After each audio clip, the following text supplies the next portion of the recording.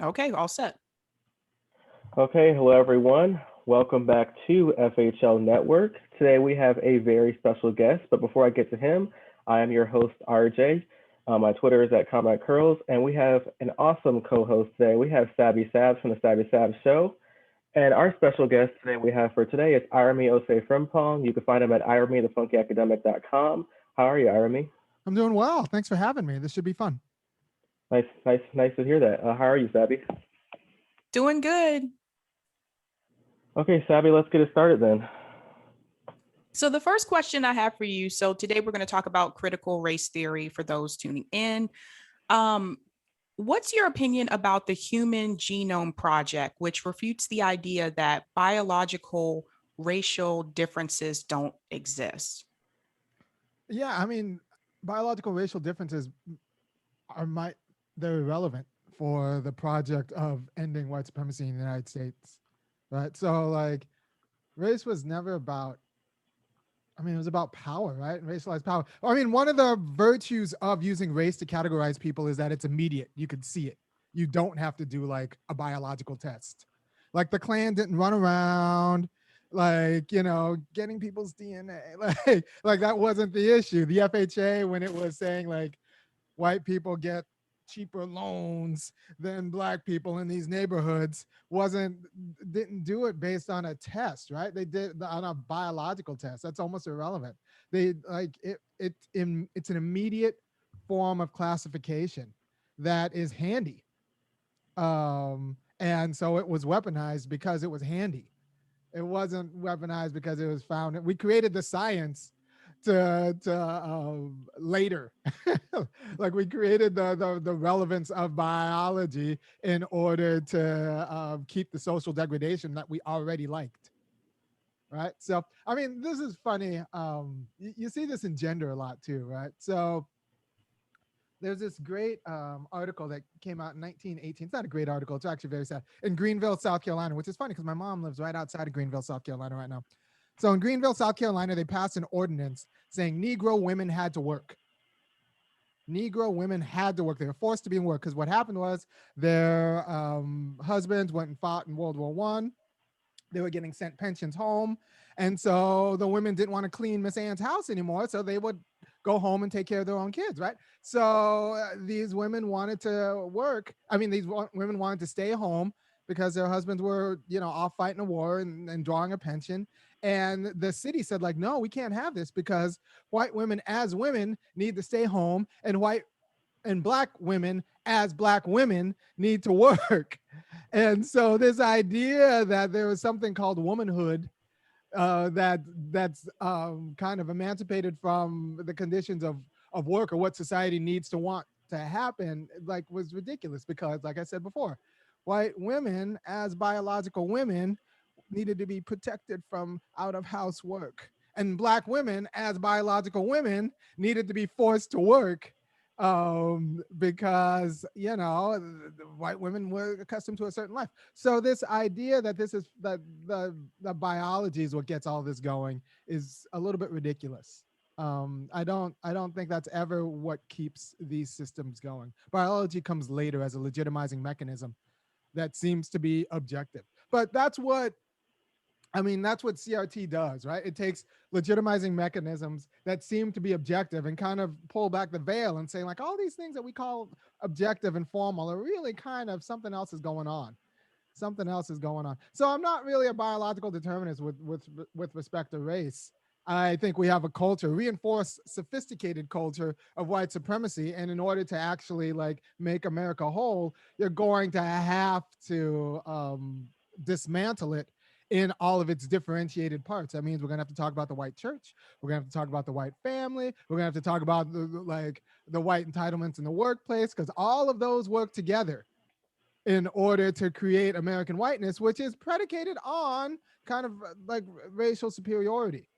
But and including, I guess, like the white scientist who like will like find a biological account for this. But all of these mutually reinforcing institutions work together to create whiteness, which is predicated on anti-blackness, right? So like I don't think there is a biological definition or like a useful one for blackness, or same with whiteness. I think we have a color difference that's used and weaponized and like has been institutionalized to create all of these other um,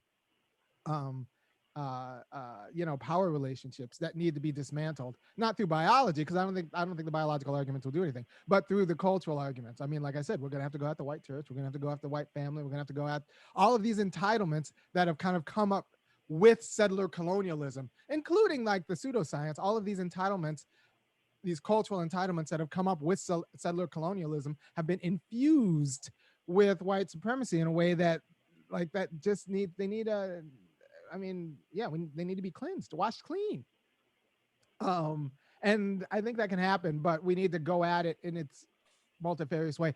And one of the mechanisms through which white supremacy operates is these so-called formal institutions, right? So with critical race theory, you had the major target, the initial target was the judiciary, right?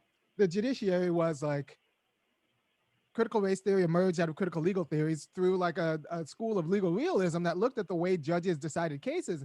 And they were like, you know what?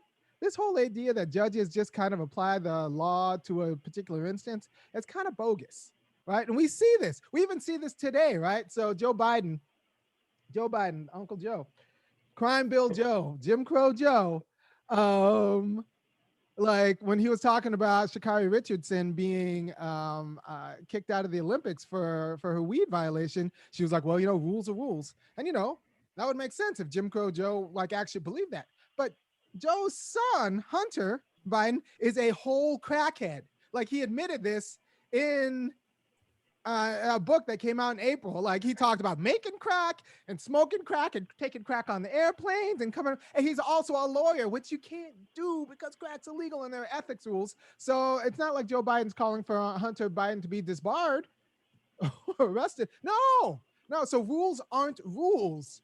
Rules are only rules, and you see this in school disciplinary proceedings, especially apparently when Black kids are up to 3, like they get disproportionately punished, like starting at 3. So rules aren't normally necessarily rules. Rules are social artifacts that serve white interests, and the way they're applied are as social artifacts that serve white interests. And this isn't obvious because a lot of rules and a lot of judgments in America seem to be in defense of Black people. So Derek Bell, kind of the progenitor of critical race theory, kind of looked at the 1954 case, Brown versus Board of Education, that made segregation, state mandated segregation, illegal, right? So he looks at this case and says, like, this seems to be like, a good vehicle for Black progress.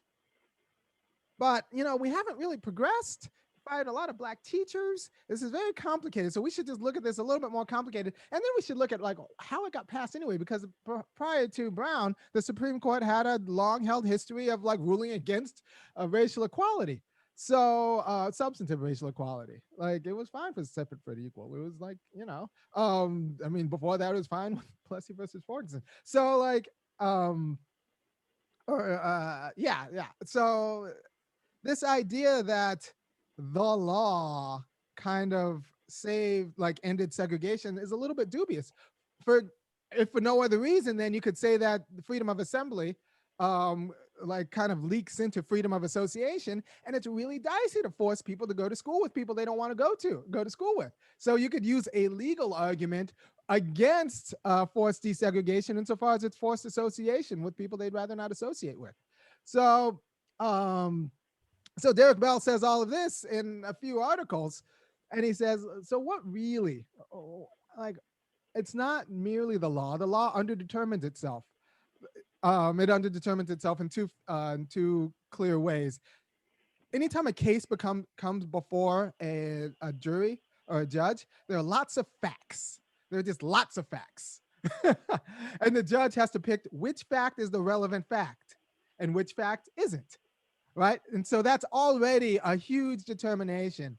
That's not a matter of the law, but the judge's discretion based on personal views or social interests or all sorts of other things. There are lots of facts, and no two cases are exactly alike, So you're deciding which are the relevant facts and you're excluding which are the irrelevant facts. So already this finding of facts is a little bit dicey because there are always lots of facts. And we don't look too hard at some of the facts that we don't want to look too hard at. And then we look especially hard at the facts that we want to look especially hard at. When I say we, I mean, you know, wide interests, right? So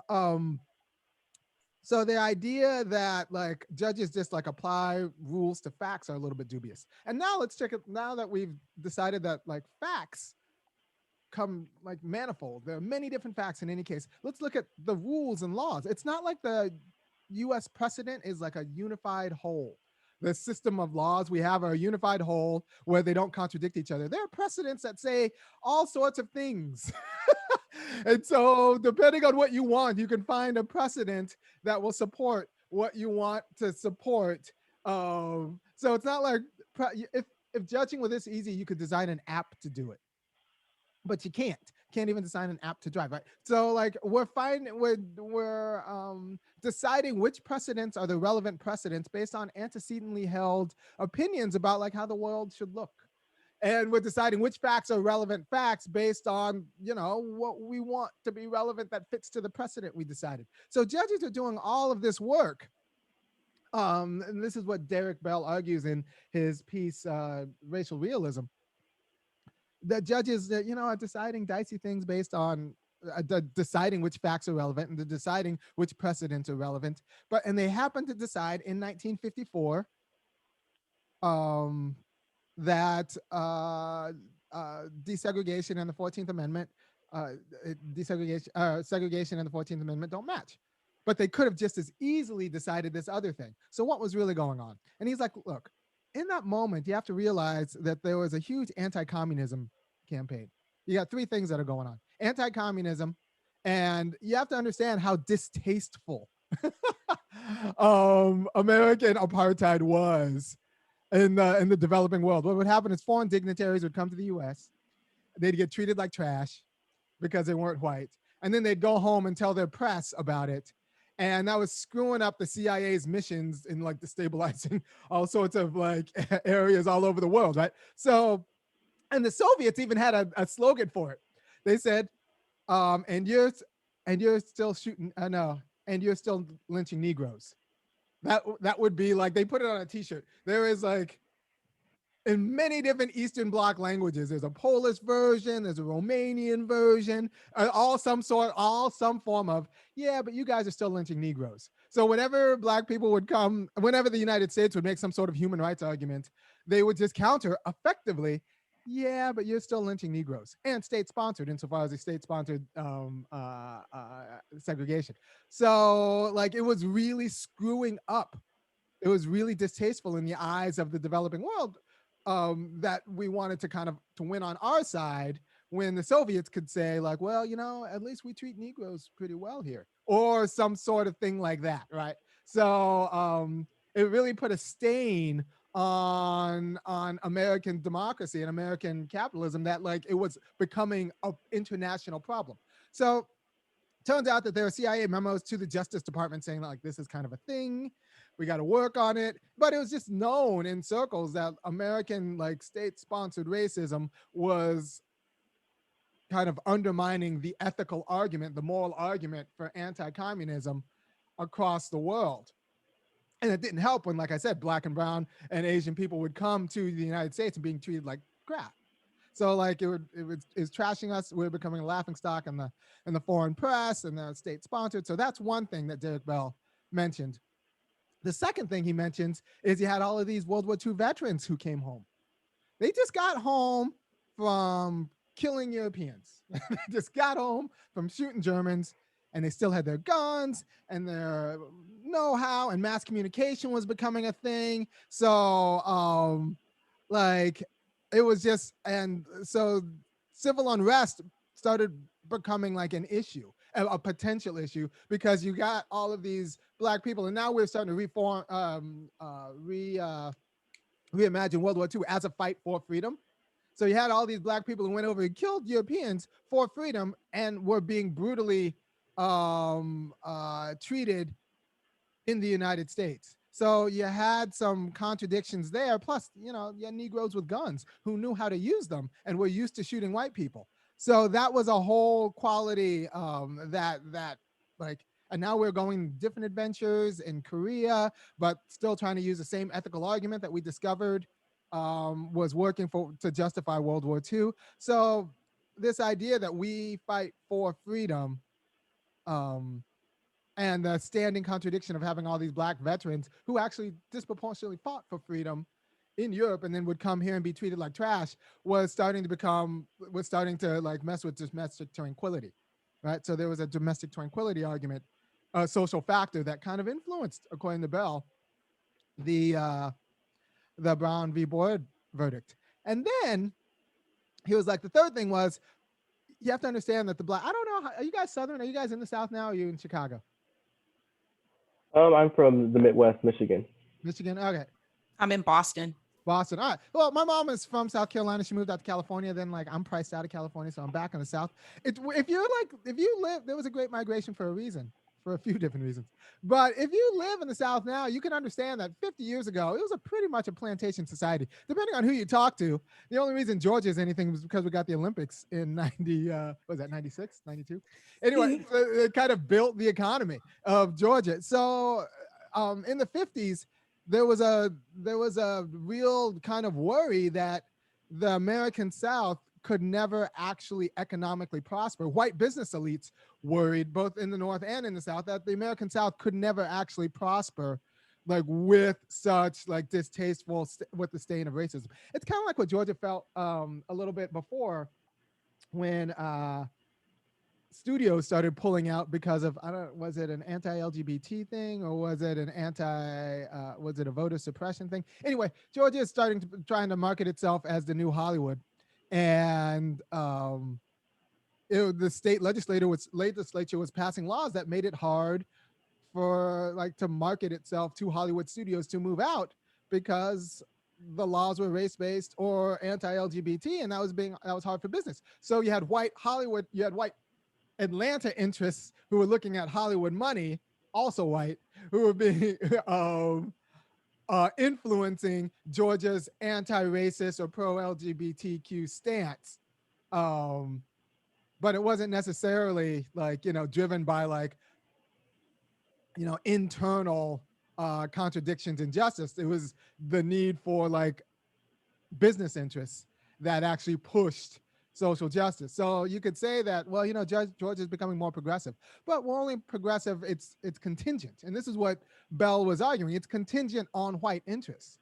As soon as Georgia finds out a way to get that film money without being pro-black or pro-LGBTQ, don't be surprised when like the awful legislation comes back, right? So all of the gains we make through the courts, Bell is arguing, are contingent on white interests. And every now and then, white interests converge with the needs for black justice.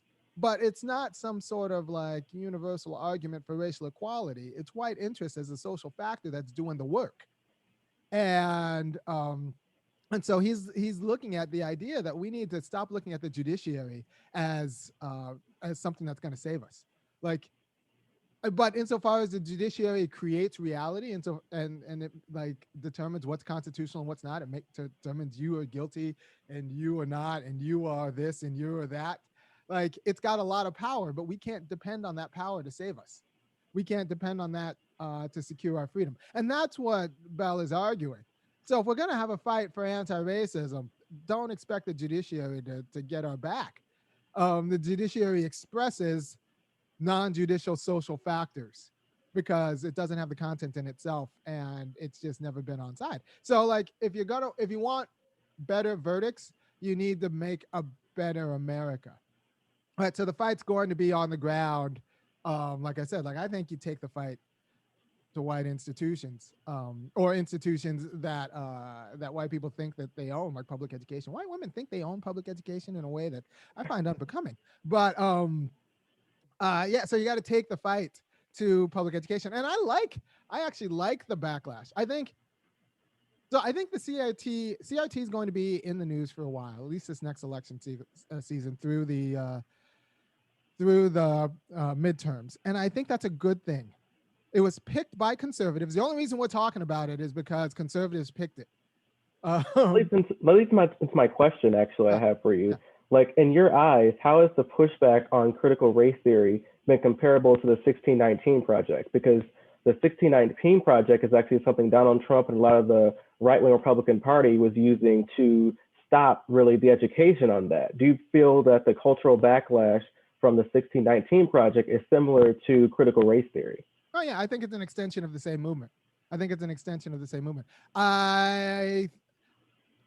I think I just think they underestimate the power of critical race theory in general. They assume it's something vacuous, right? So if you like, I know a lot of people, I'm gonna have a problem with your audience because I'm not a big intersectional feminist.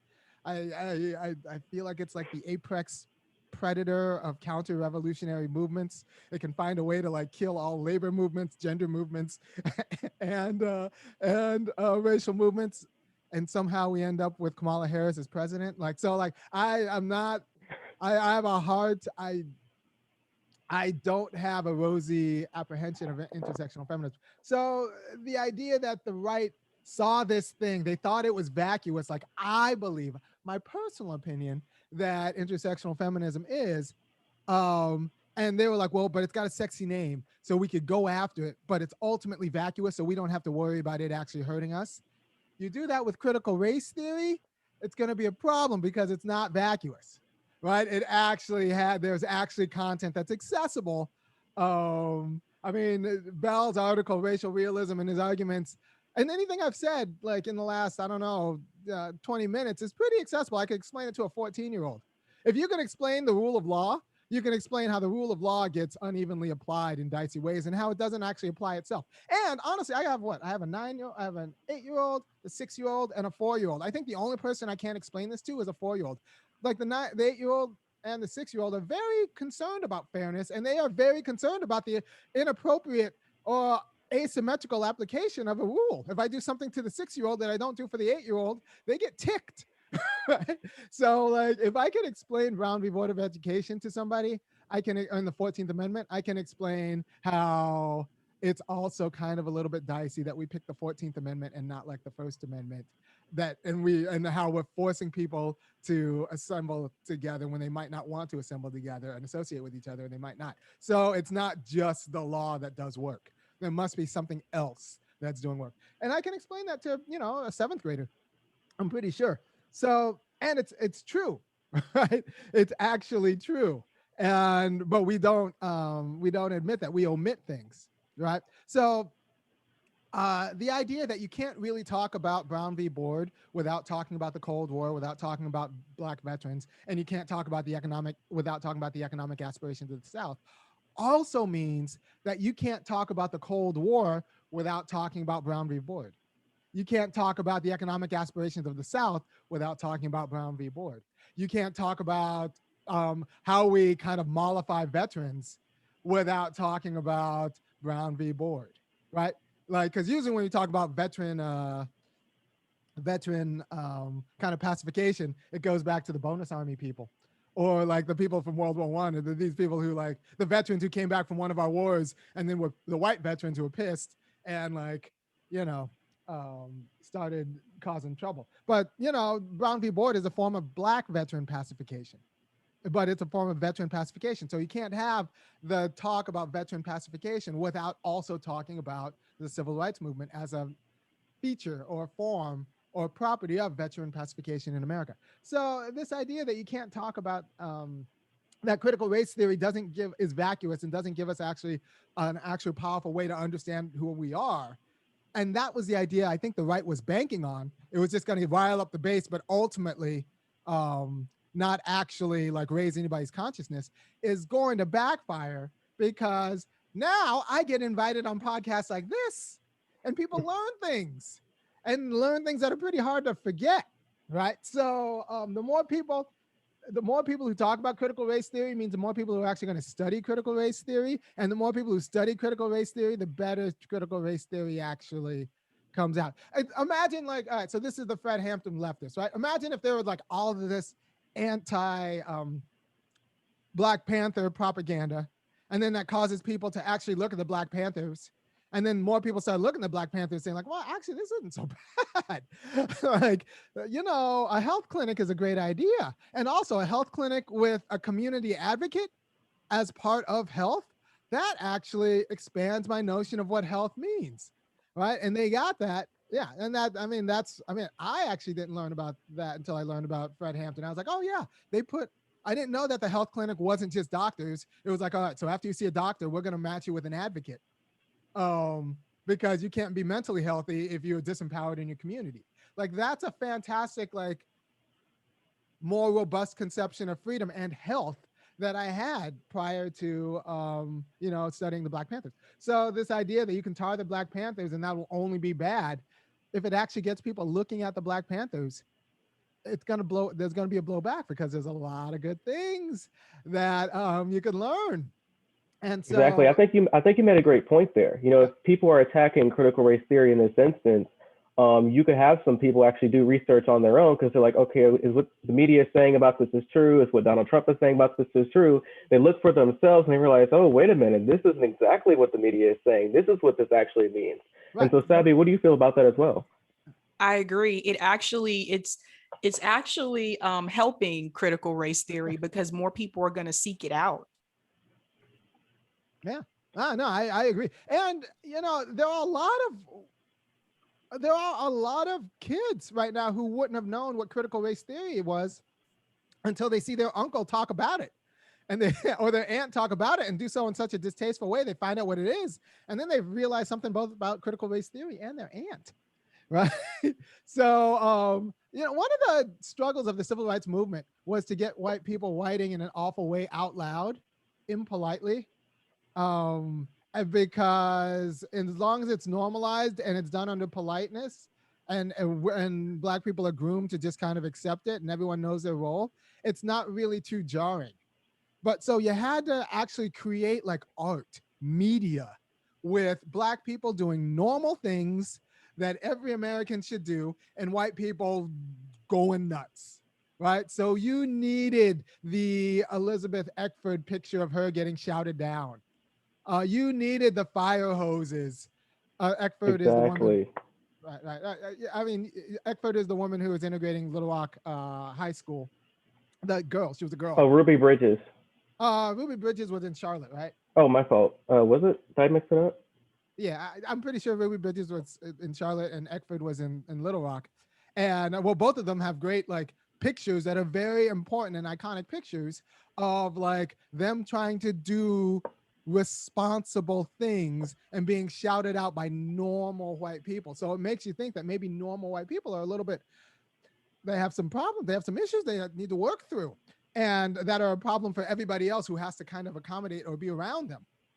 Right. So that the civil rights movement needed that. Gandhi knew that in India. Right. That's why nonviolent non-cooperation like needed to provoke a response. Martin Luther King knew that you need to provoke the response, and you need to provoke the response doing normal, dignified stuff. You need to do everyday stuff and then provoke like white rage. And what critical race theory is like an actual, like actually kind of thoughtful, engaging like account of history that provokes like the most ugly backlash in white communities. So like I say, this is great for the movement. I think the videos of these town hall meetings with white parents like frothing at the mouth, trying to get critical race theory out of the curriculum, or what they think is critical race theory out of the curriculum, is going to do more, the videos is going to do more for the movement for racial justice than like the lapel cameras or the dashboard cameras on cops. like these videos are golden, because and every time like some lady gets really in her feelings about critical race theory, like I want to give her the microphone and a camera and say, go say your piece.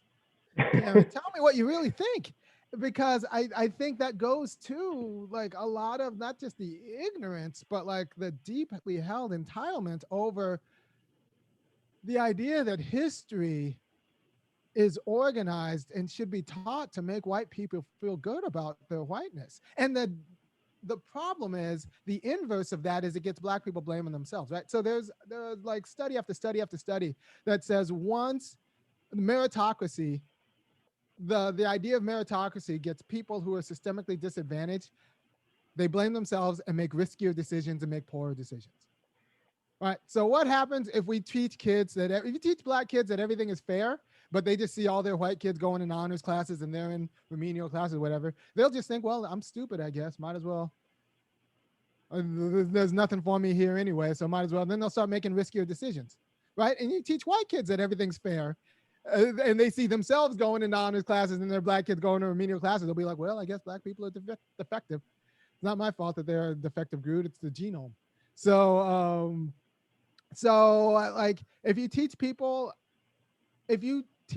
meritocracy in a world with like entrenched systemic divisions and outcomes, it'll get people blaming, it'll get the people on the bottom blaming themselves, the people on the top crediting themselves, and then buying a few Negroes to like wag their finger at the poor black people, say like, well, you got to hustle harder. I think the point you made. Yeah, go ahead, Sabby, then I'll go. Oh, I was going to say, and it works against them too, because there's so many people who have come to me this year and they're like, why didn't I learn about the Tulsa massacre in school? Why didn't they teach me about this? So people are waking up to this and people are saying like, wait a minute, what's wrong here? And not just Tulsa, but people are finding out now that there were several Black Wall Streets. So it makes you wonder, and like, several again, massacres. And several exactly. Massacres. Yeah. And one other point I like to add is that I agree with you in the sense that, hey, let them say their piece, because in a way it's good for the movement. Like, for example, if, that one white Karen that's at the town hall trying to go against critical race theory, in a way it makes her seem like a hypocrite, because many of them always brag about free speech, yet at the same time you want to ban critical race theory in schools, right? And also, too, it kind of garners a movement in towards similar to what the civil rights movement did, which you recognize that, hey, like back then you had a guy like Bull Connor, many of those in the civil rights movement said, hey, if we peacefully protest and march, we know he'll pull the trigger, for instance, and start, being harassing towards us. That way people who are the white moderate will look and go, hey, well, that's not right. And their eyes will be open. So I believe like critical race theory in this regard will be pretty perfect in that way, almost similar to way back when with the sit-in movement, where you do sit-ins, you sit inside a restaurant, and you watch the racist, super uberly racist white people pour drinks, spit, food all over you. And then when white moderate comes by, they either see the damage that's been done, or they can't get in the restaurant because they see a bunch of black people protesting. And then they wonder why. Oh, wait, there's a reason why they're sitting here blocking this restaurant. And so I believe, in my eyes, critical race theory, seeing the negative backlash from the right wing will eventually, in the long run, be to our benefit. Yeah, honestly, I think a lot of reasons why a lot of white progressives don't like critical race theory is because it makes white people look bad.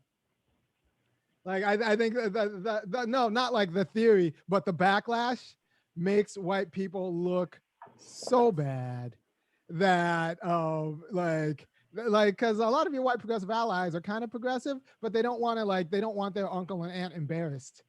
But like this, the backlash brings their uncle and aunt to embarrass themselves. So like I like it because like in the end, the people who will look the worst are the people who are like arguing against critical race theory. And I'm pretty sure there's a timeline on that. In 2 years, like, we all see those pictures of the pro-segregation whites in the 60s who are signed and they're proud of being pro-segregation and say like misogyny is a sin and all that stuff. We all see the pictures now and we're like, those distasteful people. How could they do that? These anti-CRT people are going to be just as distasteful, and they're just going to be among us. And like, I didn't make them do it. Now, so here's the deal. Let's take Oregon, right? So Oregon is one of these white supremacist states that was like founded as a white supremacist state.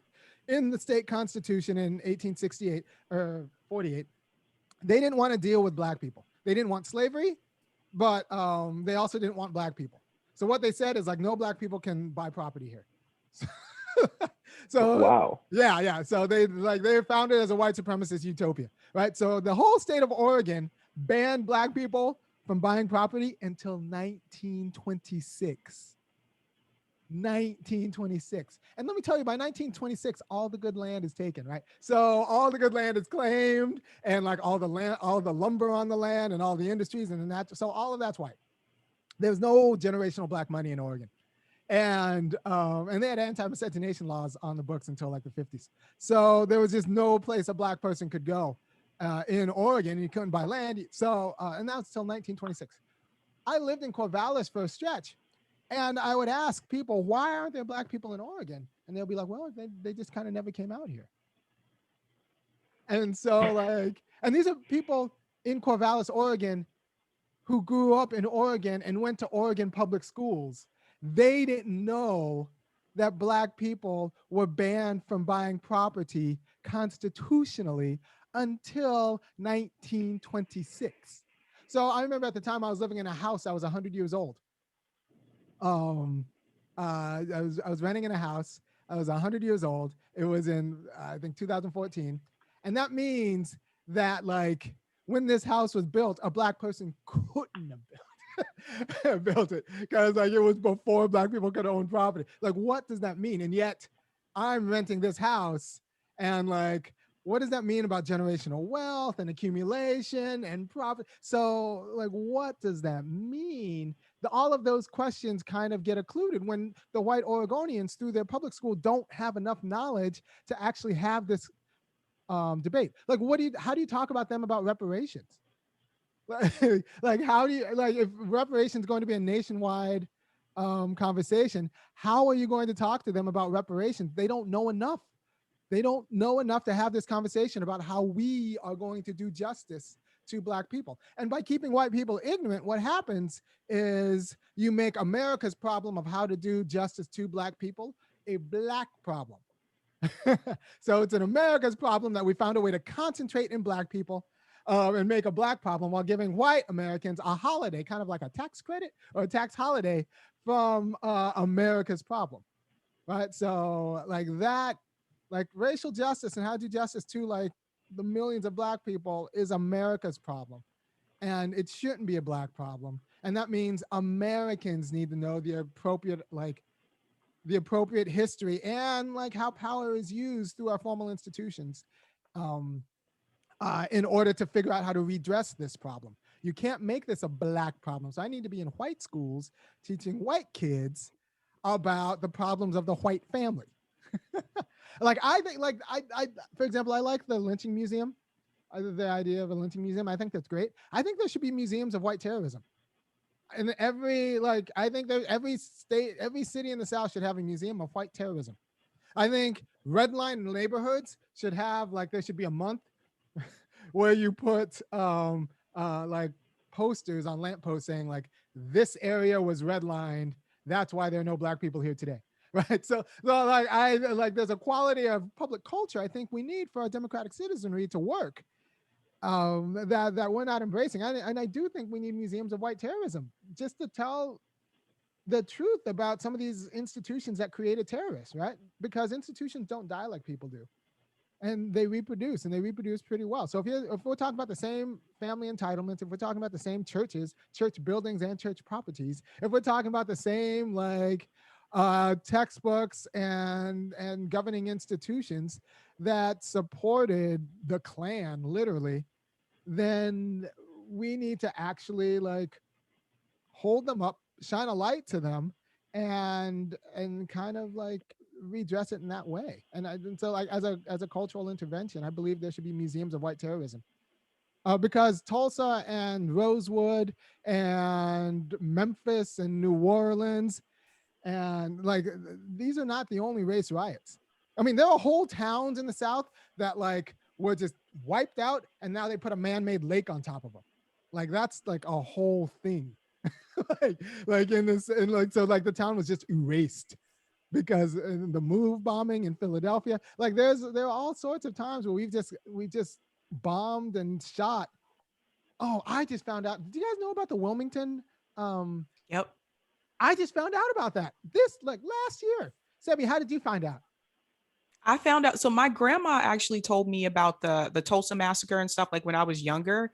So even when I was in school back then, I remember thinking like, why are they not teaching us about this in school? But I also realized like not everyone has Black grandparents. And my grandma grew up in North Carolina and then moved to Baltimore. So she was a part of that great, migration. But it's one of those things again, like if you don't have someone in your family that's going to tell you about these things and the school system isn't telling you, you're walking around blind. Yeah, not everybody has Black grandparents. That is a fantastic. So I have an idea, and I think it would be fantastic. And I think every person over 70, because Black people, we don't live as long as we should. I say every person over 70 should get a visit, a knock on their door, a visit by a 3-person crew, a videographer and a sound person and all that. They set up, and then that person just tells their side. They get an hour and a half to tell their side of the story. And then that's part of our cultural archive, and then we upload it into the Library of Congress, and that's just they get to tell their side. And that would just be fantastic, because there was this book, They Were Her Property. It was written by Stephanie Rogers, this woman, professor over at UC Berkeley. And what she did was went through these WPA archives, the Works Progress Association archives, administration archives, and found interviews with people who were just out of slavery or themselves slaves or born into slavery. And this is in the 1930s. And she found these interviews with them and got first person accounts of like their lives. And she's like, look, the stories we tell ourselves about white Southern women are not true. And so like, but the problem is like white feminist history was always like, it was taken by the diaries of these elite white women. And so like, it was like feminist or women's history written by the diaries of the elite white women, not by their help. And it turns out if you talk to like the people who cooked after them and cleaned after them and wet nursed their babies, you get a totally different story. Like completely like, because it turns out these white women left out important details about who they would beat and why. and so like Roger's like, these women were dastardly, but we don't understand that because all of our understanding of like gender history in the South is coming from the elite white women's diaries and not the archives of their maids and their domestic workers. And 75% of the Black workforce in the American South up until the 50s was either sharecropper, farm workers, some farm workers, or domestic work, right? So so we need to talk, if we want to understand who we are, both in gender and class and race, we need to not just talk to the elites and read the stories they tell themselves. We need to talk about their maids and their cooks. We need to talk to the people who worked for them, who cleaned for them, and to find out who they are. So like, I think this cultural archive would actually would do that, because not everybody has Black grandparents, and a lot of people have white grandparents because they live forever, right? So not forever, but they live a long time.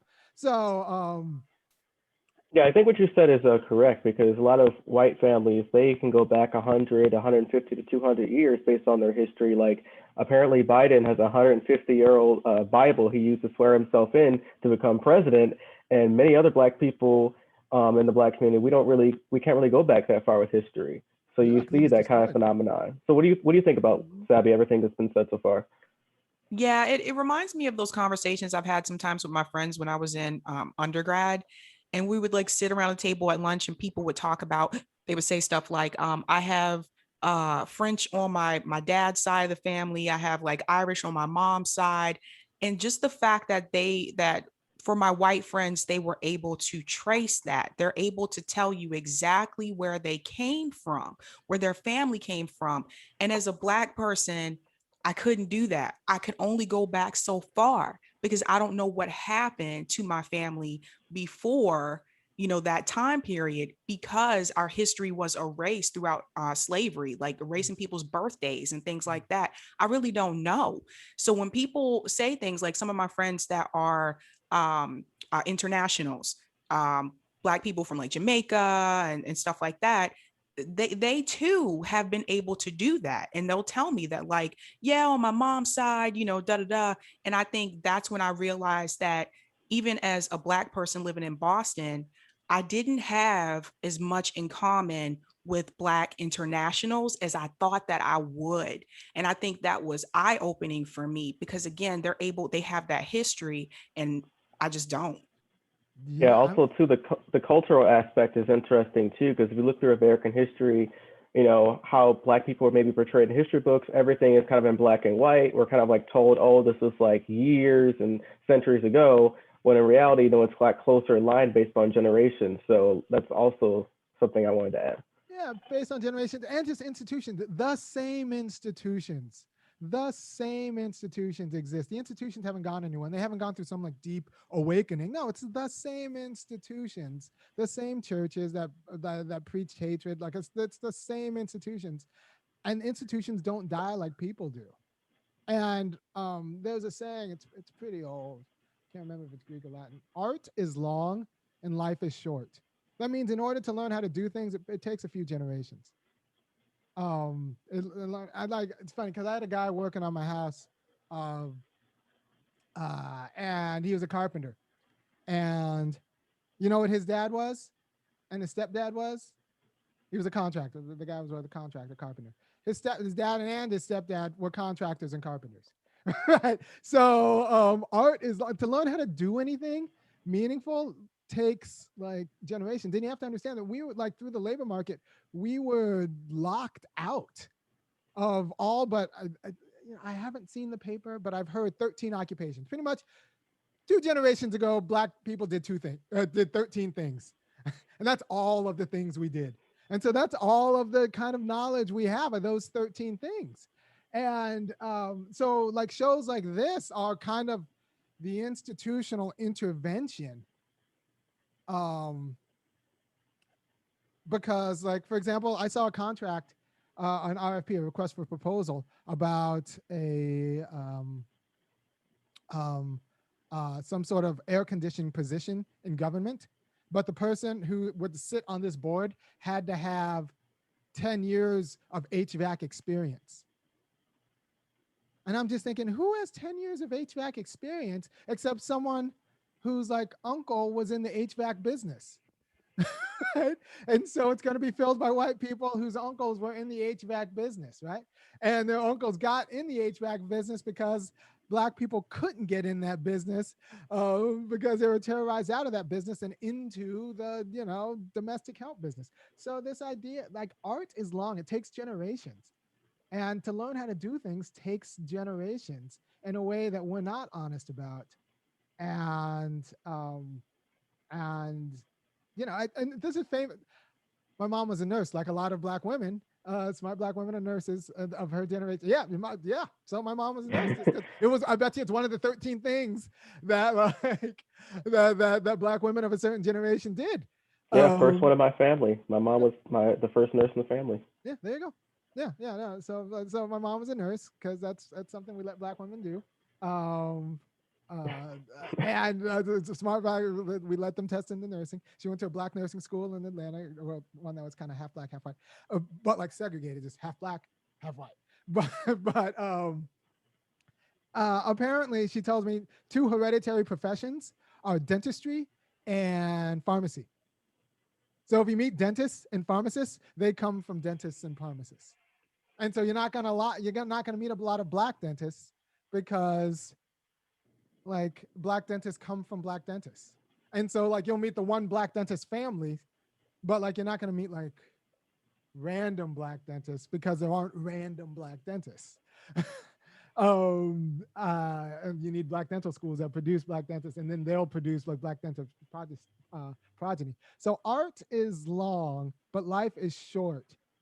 And like one of the struggles that we need to come to grips with is how to democratize the quality of education we need so that Black people can do all of the things. Right. So we need to show how we've been locked out of doing all of the things in order to show why we need a public intervention so that we can do more of the things. Yeah, I'm glad you mentioned are you going, RJ? No, go ahead. Oh, I'm glad you mentioned public education because one of the things that I've been trying to tell people, I work in education. So one of the things that I've been trying to tell people is that even though we had Brown versus Board of Education, that the public education system in this country is still very much segregated in a lot of places because of property taxes.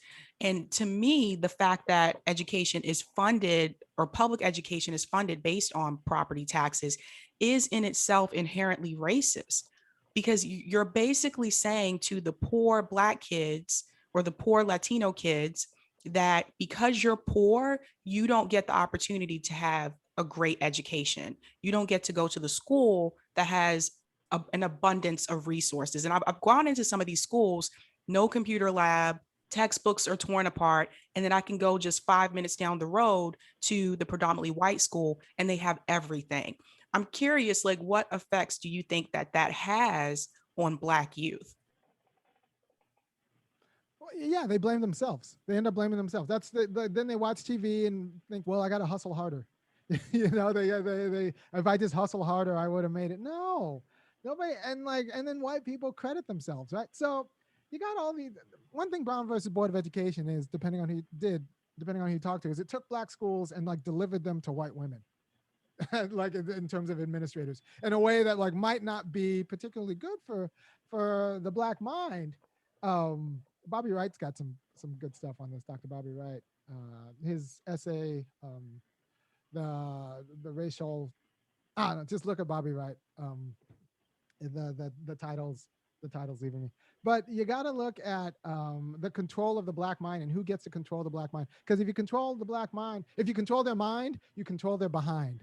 Is what is what Wright said, and I think he's right about that. So there's like a lot of industry in controlling the Black mind and getting us to blame ourselves. That's what the anti-CRT backlash is based on. They like the anti-CRT people want Black people to blame themselves individually or culturally. They're okay. We're okay with the Moynihan report about the Negro family and how it's like a problem. When I start talking about the white family, though, people are like, what's a white family? What are you talking about? That's crazy. I'm like, well, the Moynihan report. We had a public report about that and people were talking about it and debating it. And I hear the talking points still coming out now. We didn't have a big problem with understanding what that was. But somehow I talk about the white family and that's like verboten, as if that's not a thing. And what's funny is there's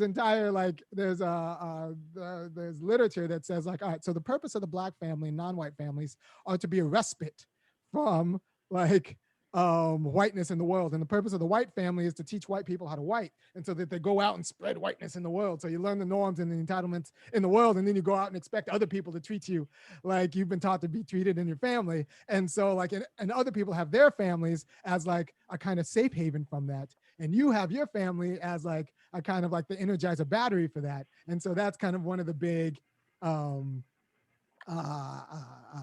disjuncts between like say a Black family and a white family, whereas white families learn whiteness at home, Black families escape from whiteness at home, and that's going to set like all sorts of and there's like a nice metaphor about like Black women coming home and that's when they can take their weave off, and so like there's like that's when they can finally stop actually accommodating whiteness. So like that was like a characteristic feature of the Black family. So in terms of school boards and property taxes, look, we need to just get rid of real estate agents on school boards. Like that's one thing that anytime you go to a school board and it's half filled with real estate agents, you have to understand that that's not going to be good for you, Black person. Right. So because property money's racist and I mean, money's white and real estate agents follow the money. So like that's going to be just an anti-white sensibility because they're going to do what's good for property values, and anti-Blackness is often very good for property values.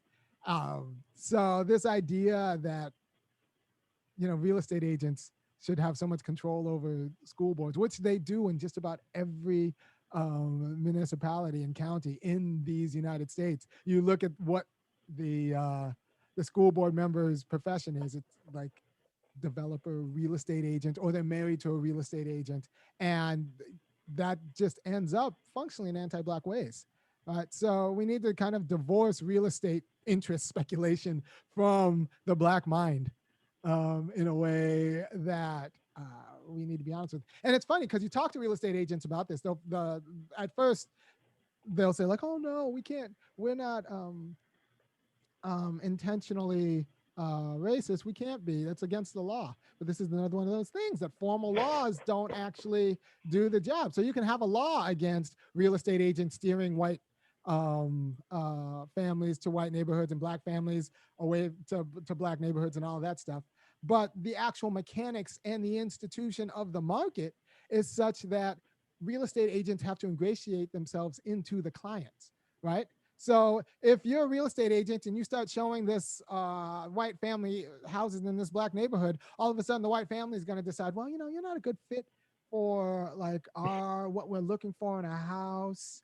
Um, so we're gonna find a real estate agent who kind of understands our values in a different way, and so they kind of so that white family goes to a real estate agent who understands their values, which means they'll go to a real estate agent who accommodates their racism without having to make them be explicitly racist. And that's the real estate game, right? So you could say officially that we don't segregate anymore through real estate agents, but the incentives are the same. And as long as the incentives are to accommodate yourselves to like white racist money, then real estate agents will accommodate themselves to white racist money. So the tie between property and like education and housing justice is tight, and it just needs to be like disaggregated. Um, yeah, I wonder if there wasn't a financial interest in real estate, would as many real estate agents be disproportionately represented on school boards? I don't Yeah. think. Yeah. Yeah, you made a great point there. I think this is a good follow-up question to ask you because you were recently on Brown and Joy Gray's show, Bad Faith, and you made the argument that, white middle class, when push comes to shove, will care more about their property value than be for racial inequality. Can you kind of explain that argument further and if there's any like prior history with that? Because, yeah, go ahead. Yes. So the class narrative is that your class is what you do in production. If you're a worker, you're a worker. If you work for somebody and get paid a wage, you're a worker. That's your working class person. If you own capital, then you're an owner. That's your class. So your class was indexed to your place in production. That's like the Marxist story they tell themselves about how class works. The problem is there's a thing called middle class, and nobody really knows what that means. Except we know that whatever middle class is, FDR created it, like in a substantive way with the New Deal. And so you look back at like middle class discourse and who considers themselves middle class and the way people talk about middle class and how FDR created the middle class and what the New Deal did in terms of racialized wealth. And you see that the FHA racialized wealth through the New Deal by giving white people reduced interest rates in their loans only if they moved to segregated neighborhoods, right? So like that create the policies that created the middle class also racialized wealth and property, right? So all of these suburbs that grew up and the middle class idea of moving out to the suburb, that's pretty much moving out to whiteness. So the middle class identity in a powerful way is tied to distance from the American problem of like what to do with the Negroes, like black justice. So the middle class is a holiday. So what you're saying when you want to be middle class is you want a holiday from dealing with black people. I want to curate which black people I'm around, because that's what middle classness means. Middle class means I get to curate which black people I'm around. I'm around just enough of them so I don't feel bad about myself, but like not the ones that are randomly out there. I'm around the ones that like I pick. So that's what middle class identity is. And that's when you hear people say, well, it costs a lot to be middle class here and it costs a lot to be middle class here. And it's actually rather cheap to be middle class here. What they're talking about is the cost of distancing yourselves from Negroes you don't want to deal with, because that's very expensive in New York. You got to go to a private school. You need a place like that's very expensive in some places, and it's cheaper to do in other places. So the places it's cheap to distance yourself from Negroes, it's cheap to be middle class there. The places where it's very expensive to distance yourself from Negroes, it's very expensive to be middle class there. So in a way, like middle class has very little to do with your space in production and more to do with your proximity or your forced interaction and association with the legacy of black poverty and black pain. If you can control that, then you're middle class. If you can't control that, if you have to deal with black people all the time that you don't want to deal with, you're not middle class. Doesn't matter what you do or how much money you have. And so the people who are on the bleeding edge of middle classes, they are terrified that they're going to have to put their kids in public school. Those people consider themselves on the bleeding edge of middle class who are terrified of falling in, because that's the marker. Do I have enough money and do I have enough power to distance myself from Black people? If I do, then I'm middle class. If I don't, I'm not middle class. And that, I think, is probably the most powerful way to understand middle class identity in most of America, especially America with white people and non-white people in the same county. So like that, I think it's a much more powerful way and to understand America than understand class than just your space and production. Because, you know, a lot of people feel very poor and do not feel middle class and feel like middle classness is very expensive in places where it's very expensive to distance yourself from Black people. And that's got more to do with it than the money. The middle class lifestyle is distance from dealing with the legacy pain of racism in America. Yeah. And that's founded in policy. Like when we created the middle class, we created ways to avoid Black people. Like that's what creating the middle class meant. You got to avoid Black people. And some desperately poor white people. But mostly when people talk about the middle class, they are talking about moving out away from the problems of Black communities, which are urban. Or like somehow purchasing. And Elizabeth Warren actually makes this pretty clear in her book, right? So in the two income trap, I think it's chapter 2, she's like, look, we got to save these poor middle class people because they're not struggling because they are buying luxury goods. They're struggling because they are moving out to the suburbs and getting mortgages they can't afford. Then someone goes bankrupt or someone gets sick and then they get healthcare they can't afford. So we have to just make it cheaper and easier to get that suburban lifestyle that they really want without having to move. So she's like, so this is when she comes out for like charter schools and vouchers in her book, The Two Income Trap. She comes out for this as a way for people to get the middle class lifestyle without moving to the suburbs and taking out a mortgage they can't afford. Right. So she already like she found a way. She understood on some deep level that middle classness is just like distance from a certain set of problems. And that's, I think, yeah. So that's where that's where I'm at there. Any comments or questions for you, Sabby? Yeah, I was just going to say that the charter school thing that people or some people think is a solution, a lot of times it just makes things worse because the charter schools, they take the smartest kids from the underperforming schools. So it's like if you're not a part of that crowd, then you're still stuck at the school that's under resourced. It's a slap in the face to Black people. And it just kills me when we have Black people that are on school boards that are pushing this narrative. Yeah. Well, there's this idea that success means escape in a way that's like not particularly healthy. So any scheme you have to escape Black people means it's, and when I was talking about this before, I was saying like that would be like talking about mass incarceration by teaching prisoners how to escape prison. Like that's not the solution. That's the wrong way to think about the problem. So this idea that charter schools will save Black people by allowing them to escape from other Black people is a problem while concentrating. Well, first of all, the school choice the school choice dilemma is a problem insofar as anytime you condition justice on one more set of paperwork, it's already white supremacist. Right. So for like all of these selective enrollment schools and like charter schools where you have to fill out and test and all that, you're already like privileging people who have the disposable time to like research which school does what and how to test into what school. And that's already, you're already putting like a class and racial lens on it just by putting more paperwork. And I thought that, I bet you all three of us here could have gotten some of that CARES Act money. I just didn't know how, and I wasn't connected, and I didn't get any. But I suspect, had I been connected, or like there was just a amount of paperwork. Did anybody here get the CARES Act money?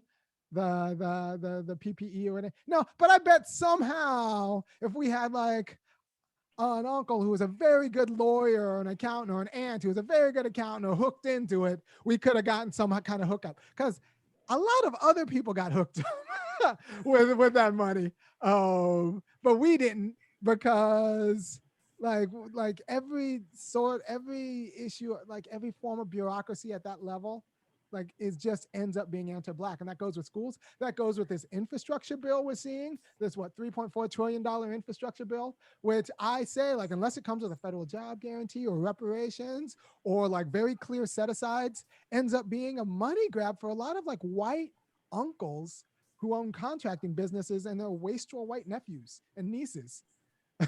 like that's what happened. That's what I saw with the stimulus plan under Obama. They ended up being very lucrative contracts for like white contractors, because they weren't really set aside or anything like that. So like it's hard to get the contract, and then people with generational knowledge on how to like secure that contract will get it disproportionately. So it ends up being, we get the services insofar as we get better roads maybe, but we don't get the production money that's going to go to some white uncle who owns a contracting company who's going to use that money to send their kid to a segregated school. So it gets complicated. So that's why I like, rights programs and guarantees, because if there's every piece of paperwork you put in front of me in justice is anti-black. Every piece of paper, like you're privileging people with access to a quality of bureaucratic expertise, that, or access to it through their churches or whatever, that just we don't have, because we only did 13 things 2 generations ago. So or we don't have in the kind of numbers. We don't have massively diffused in a community. I'm sure there are black people who got some of that PPE money and CARES Act money, and we'll get some of these contracts, but it's not going to be enough of us. It's going to be a disproportionately share of white contractors with legacy businesses, whose businesses were found by grandfathers who were also members of the Klan. Like that, those are the people who are going to get these contracts.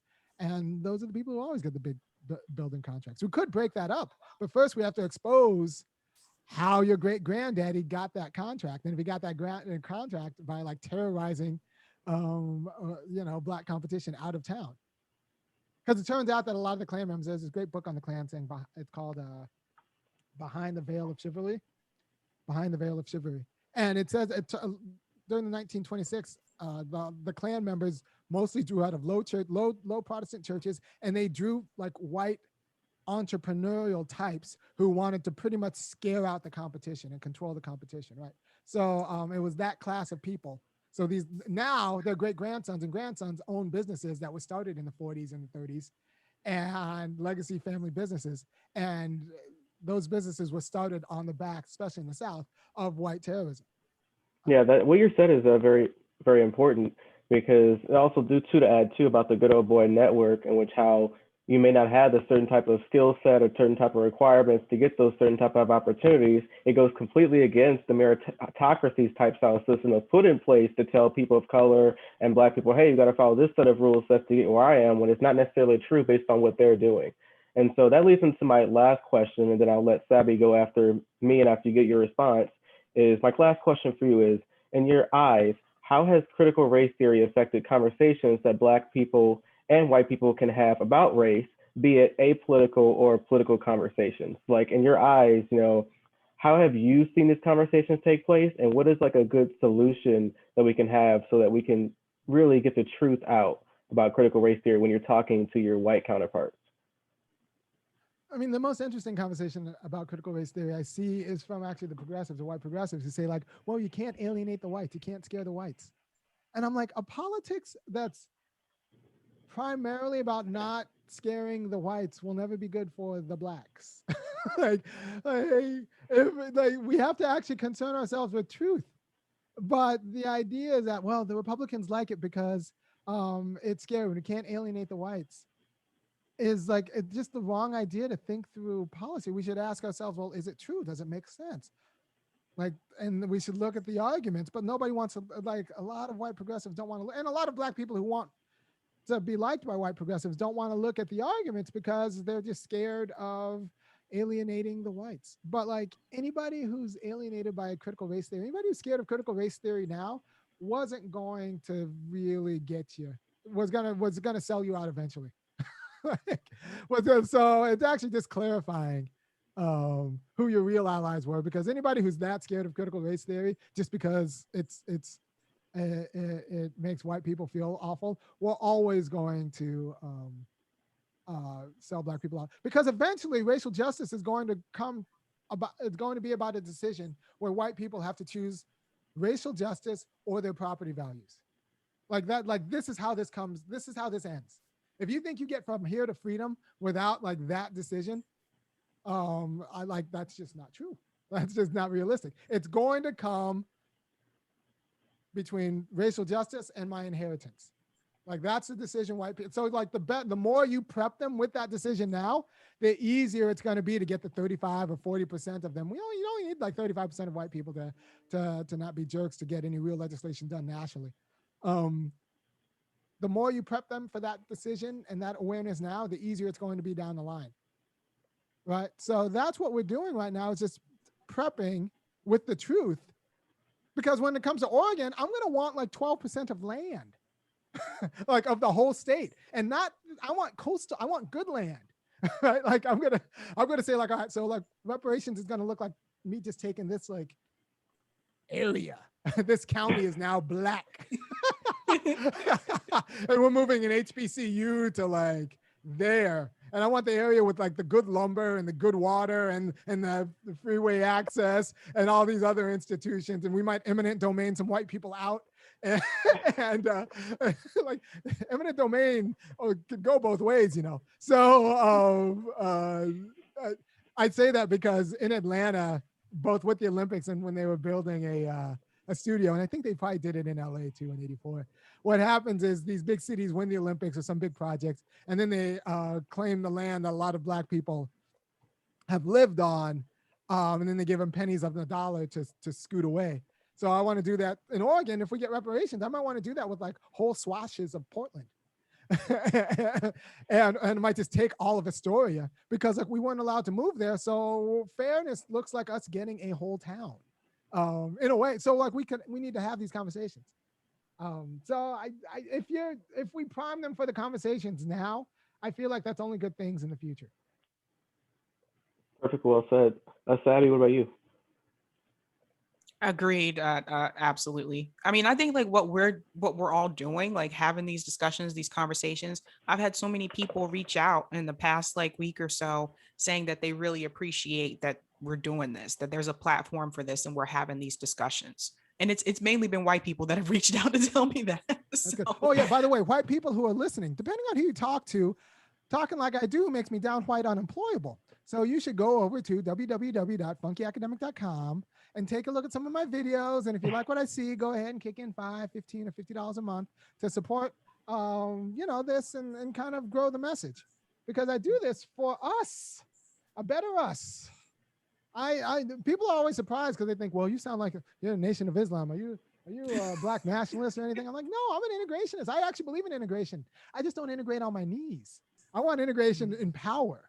And so like we shouldn't have started with the kids in Brown v. Board. We should have started with the school boards. We should have started with the administrators on top. I wanted more black principals over white schools. Like that's what integration should have looked like. And unless we're talking about integration into power, then like I don't want to assimilate into an order of white supremacy. I want to integrate into power.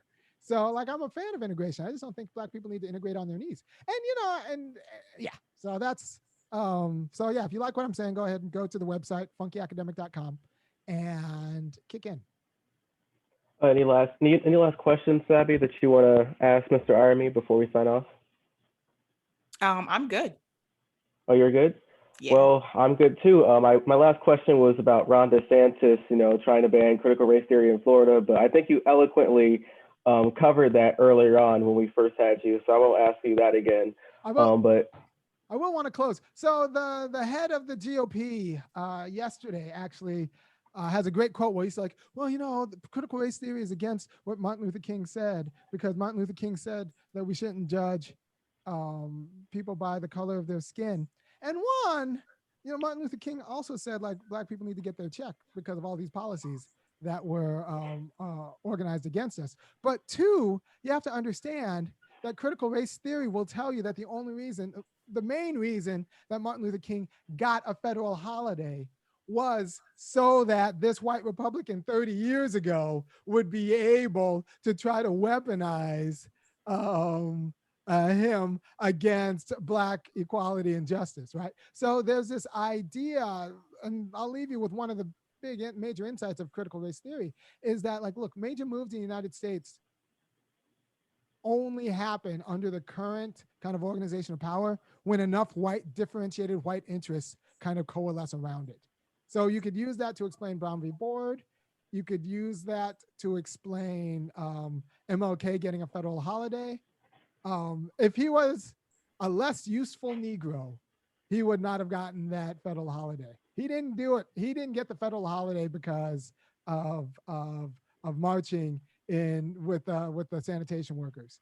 He got the federal holiday because enough white people saw that they could use him for their own interests. And that's a problem with how we've organized society.